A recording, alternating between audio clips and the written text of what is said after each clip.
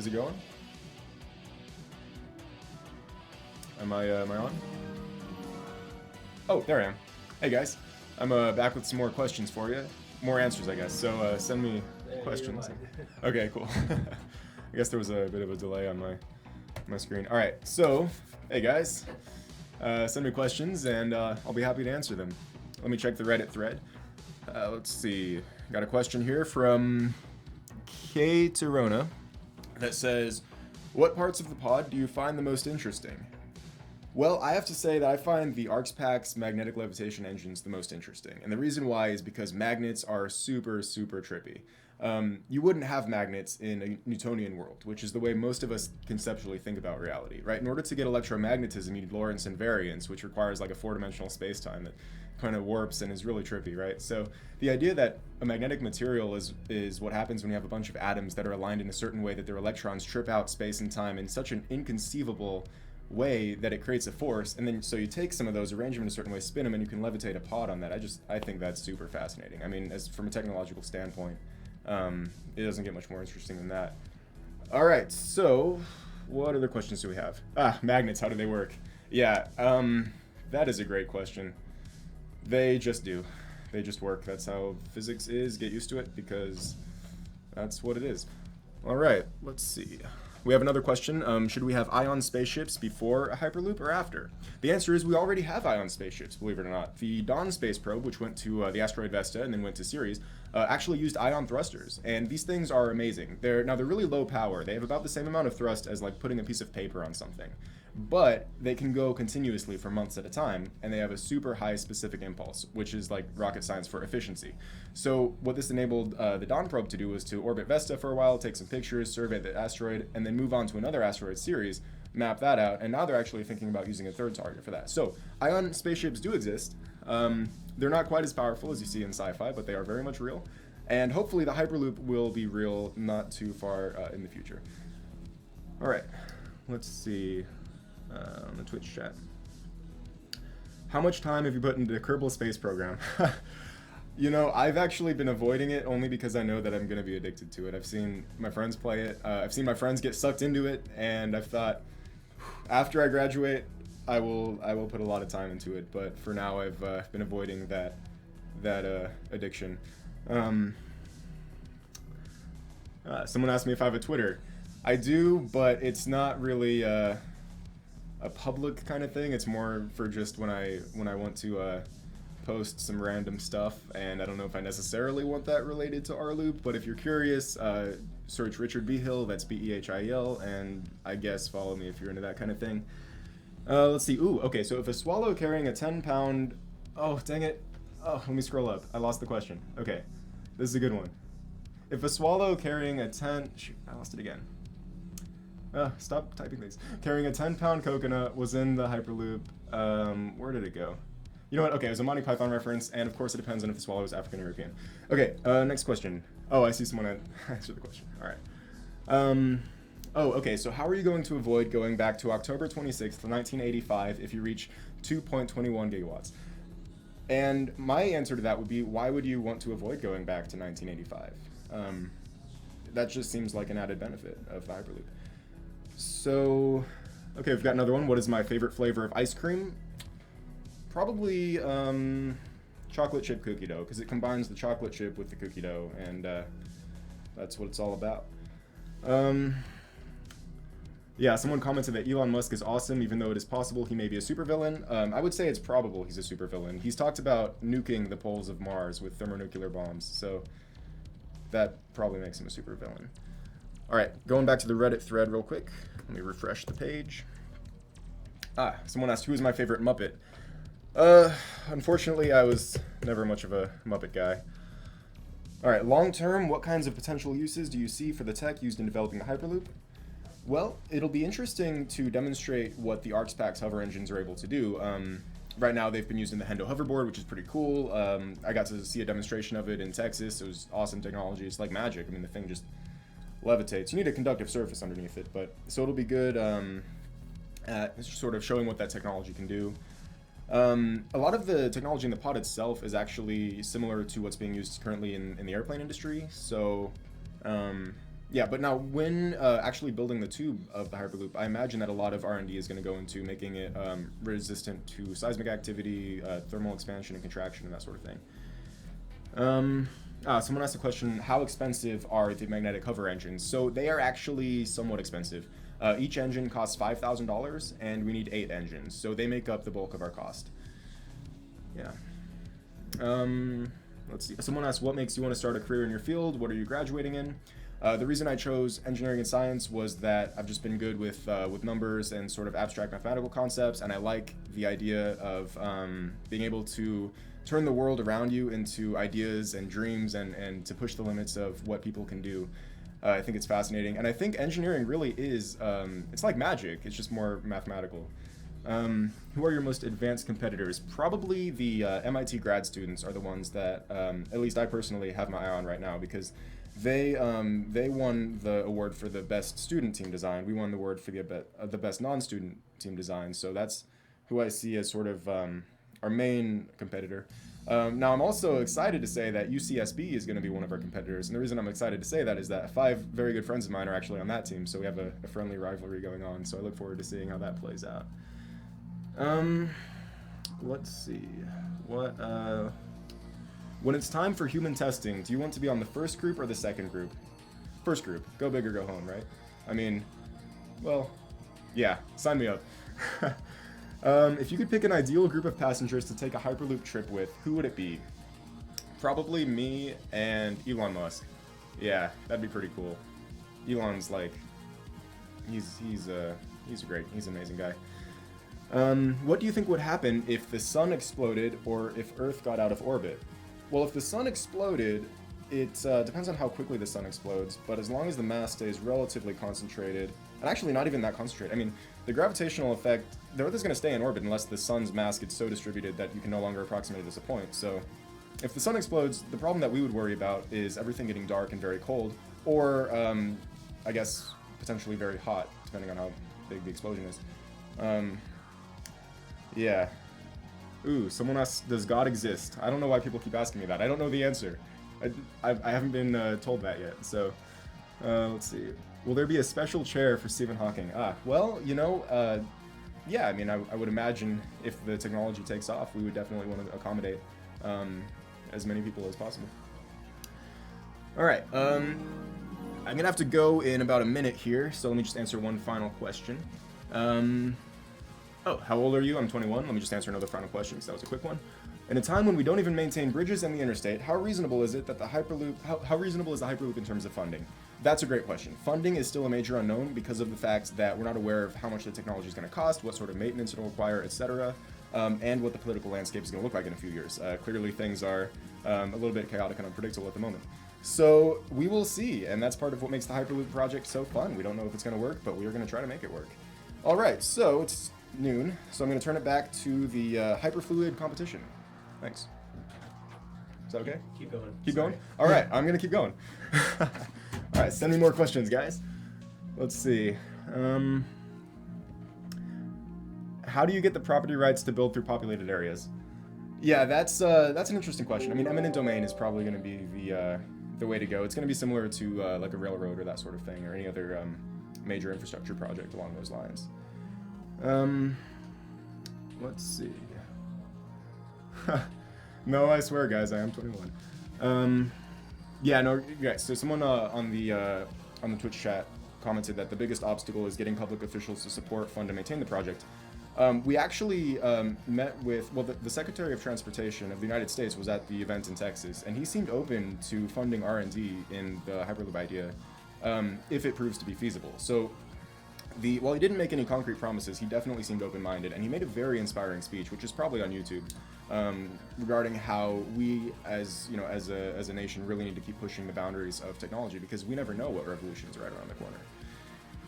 Let's see. Someone says, "Do you want Hyperloop to stay private or go to the government?" And again, it's going to depend on the nature of the specific Hyperloop. I mean, at first, since it is such a large project, you might expect some government funding. After a while, you might have a private venture go for it. There are a number of companies out there, Hyperloop Technologies, for instance, Hyperloop Transportation Technologies, I think. Yeah, that are going for it. So hopefully that'll work out, and we'll see how that plays out. They'll probably get some government grants, I would imagine. but that's sort of in the future. Someone asked, are you bothered by answering silly questions? Not at all. Please send silly questions my way. I love silly questions.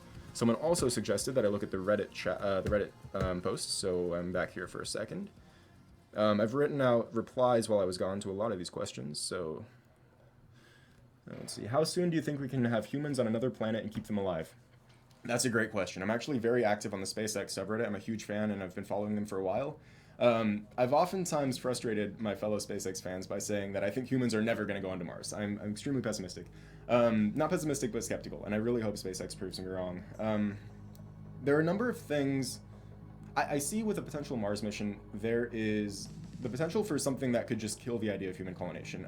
If you look at Mars, for instance, Curiosity found that the soil is something like 2% ice by mass, which is great news, right? But there's also a lot of perchlorates in the soil, which is sort of poisonous. So, I mean, it really depends. We're going to have to, what would be cool is if they do the Red Dragon in 2018 and maybe even do a sample return. That would be awesome. We could figure out a lot more in terms of Mars colonization. Has the development of room temperature superconductors made this easier? Well, so actually we don't have room temperature superconductors yet. That's something that I would love to see in the near future, though. And superconductors are really interesting because at first they thought that you needed them to be really, really, really, really cold in order to get them to work. Then they discovered what they call high temperature superconductors, which aren't really high temperature. They still need, if I remember, around like 70 or 100-ish Kelvin, which is still super cold. But if they were to invent or discover room temperature superconductors, that could be used for like really cheap magnetic levitation applications because you wouldn't need a cooling system to allow for superconductivity. Let's see, what other questions do we have here? Do you know any mathematical field of intrinsic sigma algorithmic dysfunctions? And then they have, looks like some vector calculus and polar coordinates. I'll just say, yeah, sure. That doesn't seem to be real math, but yeah, all right, looking back at the Reddit thread. I'm running out of serious questions right now, so what Hogwarts house would you be in? That's a good question. I like to think I'm a Gryffindor, but I might be a Slytherin. Who knows? Who knows? Someone asked, how come I never got my t-shirt for donating? And don't worry, we still absolutely plan on giving those t-shirts out. The crowdfunding campaign is still ongoing, and we are definitely planning on fulfilling all of those gifts or prizes. And so we haven't forgotten, we haven't given up on that, and we are absolutely going to fulfill all of them. You can take my word for it. Let's see, what other questions do we have? Someone type up a question in the Twitch chat. Let me check back. You watch Game of Thrones? Yeah, I do watch Game of Thrones, actually. I won't say any spoilers, but the second season has been pretty good so far. Looking forward to the episode this weekend. How much wood could a woodchuck chuck if a woodchuck could chuck wood? That's a good question. I mean, that's something that we may never know the answer to. That's one of the questions in science that might just be outside the limits of scientific theory. Yeah, so someone mentioned that you have to factor time travel into space travel, given that everything is constantly shifting. That's true, but the Hyperloop is still going to travel well below relativistic speeds, so the Lorentz factor is going to be very, very close to 1. Oh, question. Why do you think high-speed trains never took off in the US? I think the reason why is because our government has problems, and I don't want to go too political just because I'm representing rLoop, and we have a variety of diverse political opinions, so I don't want to say anything that would upset anyone. Let's see. So, let's see. What current science fiction shows inspire the team? Well, let me say probably the main thing that inspires the team in terms of shows, and it's not even really a show, and it's not even really science fiction, it's just sort of science fact, is what SpaceX is doing and the videos they're putting out. They're phenomenal. In case you haven't seen it yet, do yourself a favor. Look up the SpaceX rocket barge landing. So it's where they launched this rocket that took a satellite into orbit, and the first stage actually came back and landed on a barge in the middle of the ocean, like hundreds of miles offshore. It was incredible. So check it out. So those videos and keeping up with SpaceX is a huge motivator and a huge inspiration for the team. Not really a sci-fi show, it's sort of like a reality science thing. Yeah. So, if things go well, any idea what a potential timeline could be for the opening of a route? I would say that that's at this point still to be determined, only because there are things that we still have to test in terms of the viability and feasibility of the technology. There could be unforeseen problems that we're just not aware of yet. And that could add delays, that could prohibit the entire idea, or everything could go smoothly and it could be up and running in the near future. One of the things that the competition is centered on and is meant to provide insight into is the feasibility and the practicality of Hyperloop. So we hope to find out soon. All right, someone asked me, did I ever share my Twitter? And I kind of sort of did. I'm not like actually looking for a ton of followers, but if you're interested, it's just Richard B. Hill. Type in Richard, Behil.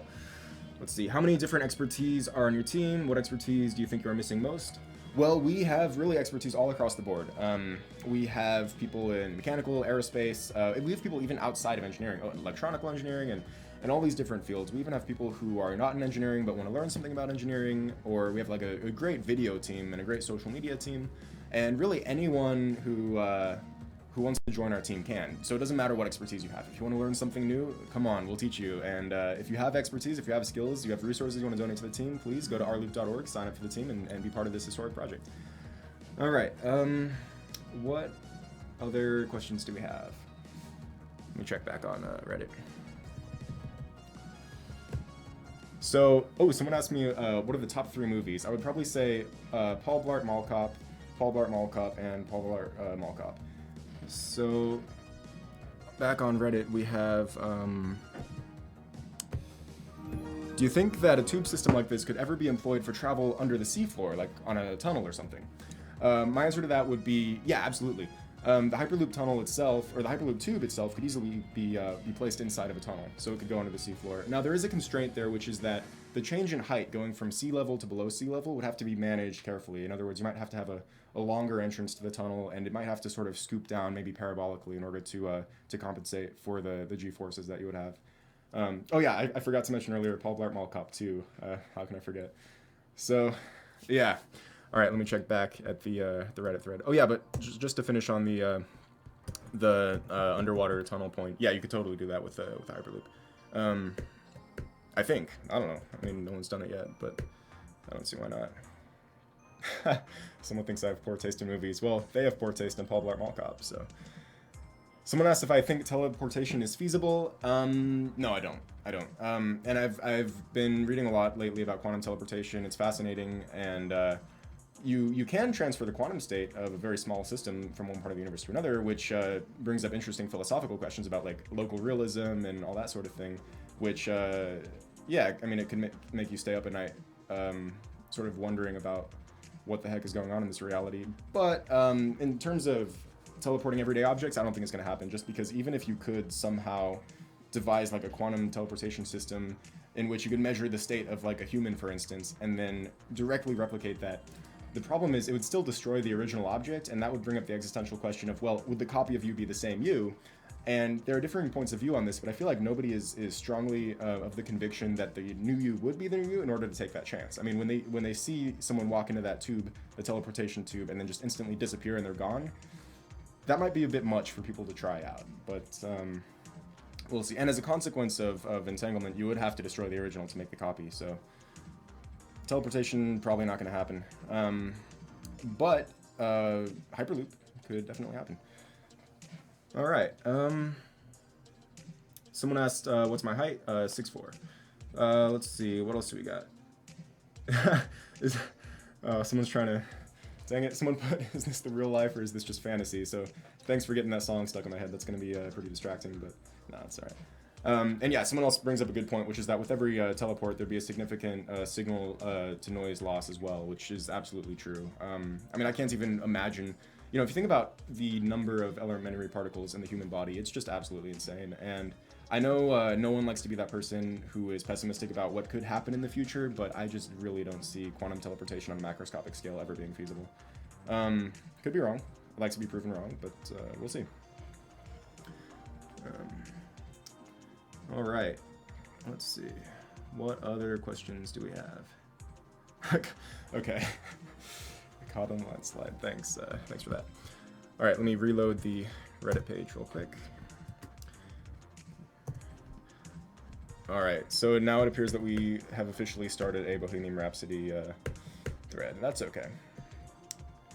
So someone mentions using light particles as storage and transfer system, and yeah, photonics is a relatively new and exciting field.